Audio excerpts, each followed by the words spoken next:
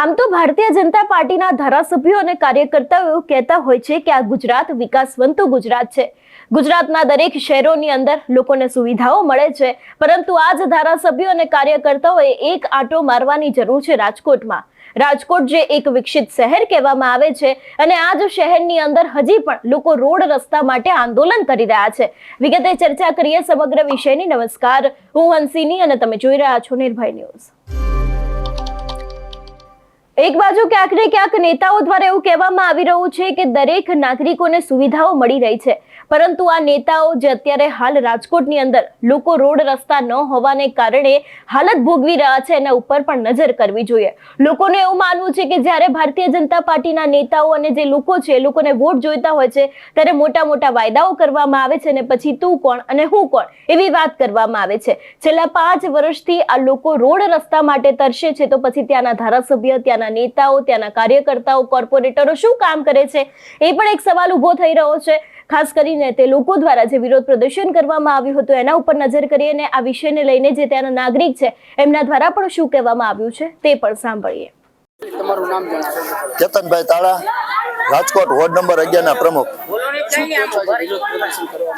આજે અમે થાળી વગાડીને વિરોધ કરીએ છીએ। જ્યારે આ રાજદીપ સોસાયટીની અંદર 5 વર્ષથી કોઈ સુવિધા આપવામાં આવી નથી ભારતીય જનતા પાર્ટી દ્વારા, કે વાલીખેરે બધા કહે છે કે અમે આમ કરશું આમ કરશું। કાલે મોદી સાહેબ આવ્યા હતા ત્યારે બધી મોટી મોટી વાતો કરી ગયા, અને આવવાના હતા એની પહેલા મેન રોડો બધા ચોખ્ખા અને સફાઈ કરી। અત્યારે આ સોસાયટીના રોડ 5 વર્ષથી આ રાજદીપ સોસાયટીની અંદર કોઈ કોર્પોરેટર દ્વારા સુવિધા આપવામાં આવેલ નથી। તમે રજૂઆત કરેલી ખરા? અમે તો વિરોધ પક્ષ તરીકે તો બધી રજૂઆત કરતા જ હોય। અમે તો અધિકારીઓને જ રજૂઆત કરતા હોય, કમિશનરને પણ રજૂઆત કરી છે કે વોર્ડ નંબર 11 ની અંદર કોઈ સુવિધા આપવામાં આવતી જ નથી। કે નવો વિસ્તાર ભરેલો છે તો અમને પહેલા તો અમે 2 વોર્ડ ઓફિસની માંગણી કરેલી છે, તો કીધું 2 વોર્ડ ઓફિસ તમે અમને આપો કે જ્યારે કોર્પોરેટર દ્વારા કે વિરોધ પક્ષ દ્વારા કે અહીંયા અને રહીશો દ્વારા કે અહીંયા જઈને અને એના પ્રશ્નોનો ઉકેલ કરે, પ્રશ્નોનો કંઈક નિરાકરણ કરે। આજે તમે એકઠા થયેલા છો તો કેટલા ટાઈમ લેશો તમે એકઠામાં? અહીંના રહીશો એવું કીધું જ્યાં લગીને રોડ ને કાંઈક અધિકારીઓ આવીને અમને જે આશ્વાસન નહીં આપે કે અમે આટલા ટાઈમમાં રોડ કરી દઉં ત્યાં લગીને અહીં ઉપર થવામાં આવશે નહીં। ઓકે, આપનું નામ શું? કેતનભાઈ તાળા।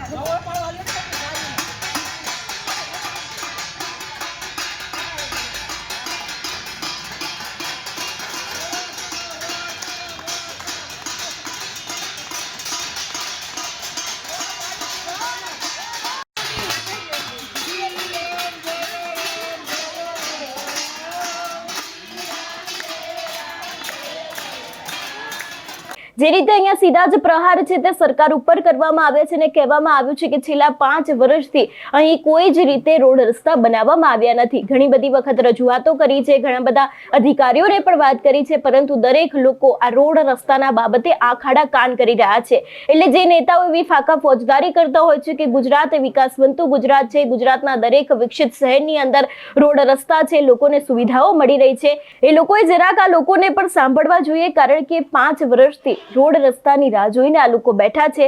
જોવાનું રહેશે કે હવે આગામી સમયમાં તે લોકોના કામ ક્યારે થશે। તમારું શું માનવું છે આ વિષયને લઈને અમને કમેન્ટ કરીને ચોક્કસ જણાવજો। તેની સાથે અમારી ચેનલ નિર્ભય ન્યૂઝને લાઇક, શેર અને સબસ્ક્રાઇબ કરવાનું ભૂલશો નહીં। નમસ્કાર।